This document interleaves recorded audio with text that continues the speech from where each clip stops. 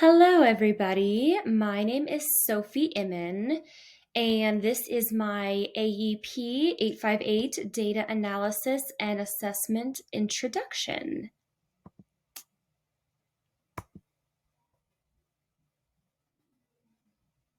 So, a little bit about me. So, I currently live in my hometown of Parker, Colorado. I actually just moved back here in July.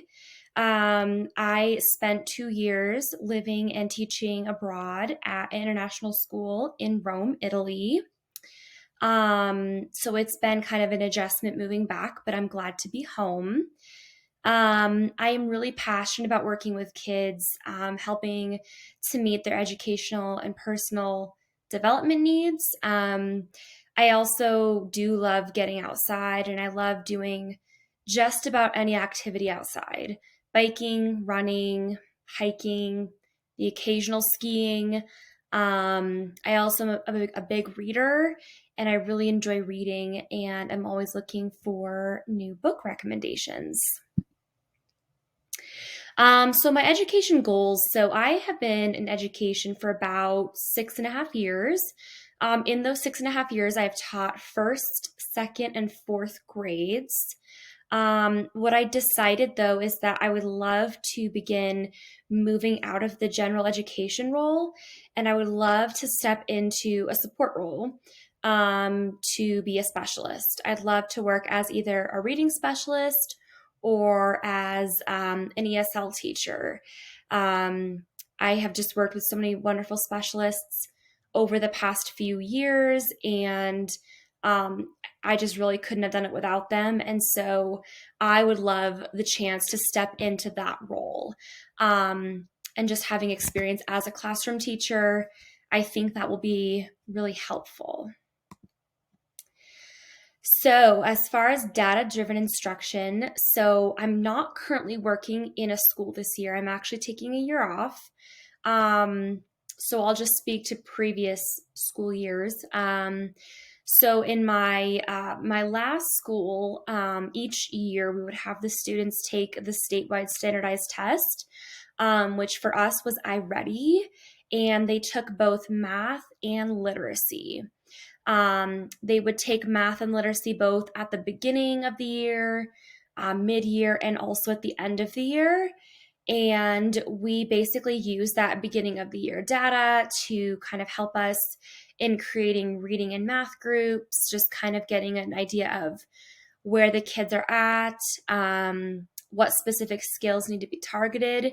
We also revisit this in December just to kind of see how they're progressing and if they're, working toward those goals, and kind of reevaluating what we need to do differently for the rest of the year.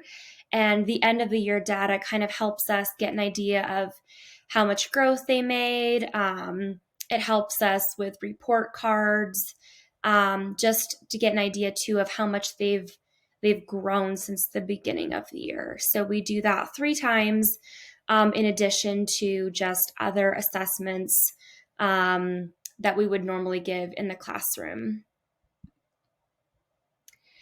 To be honest, I would really love to improve my knowledge of data and data analysis. I'm able to kind of generally understand from reading the data whether or not a student understands the concept. Also, using formative and summative assessments, that's really helpful for me.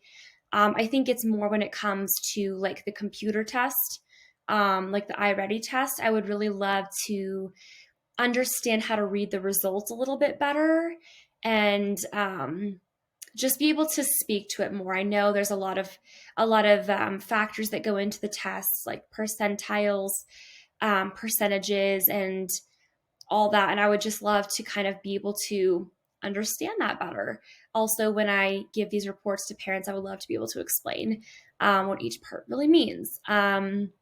I also would like to, include a little bit more reflection time on my lessons, and just kind of work on including more short formative assessments like exit tickets, just as more of like quick checks throughout the year, just to kind of get an idea more often. how the kids are doing and understanding the concepts. So my plan is definitely I would love to be more consistent about the types of um, assessments that I give, and how I just use them to constantly change and drive my instruction. Um, Sometimes in the past, I've graded tests just have that done, but I really want to be more intentional about really looking at the data, really understanding, what specific skills my kids need to revisit or need to work more on, um, and to really use that to drive my instruction. I also would really like to use that more in my math and reading groups and just make them more fluid. So it's not just based on high, low, medium, at grade level, low grade level. I would prefer it to be a little bit more fluid and changing more often and be a little bit more based on skill need than just on ability. And then just, of course, making a little bit more time for those quick formative assessments, the quick checks, the exit tickets, the thumbs up, thumbs down, just kind of helps me as a teacher. Just a quick check doesn't have to be something I have to grade. It can just be something that I can do after every lesson just to get an idea of where kids are at. So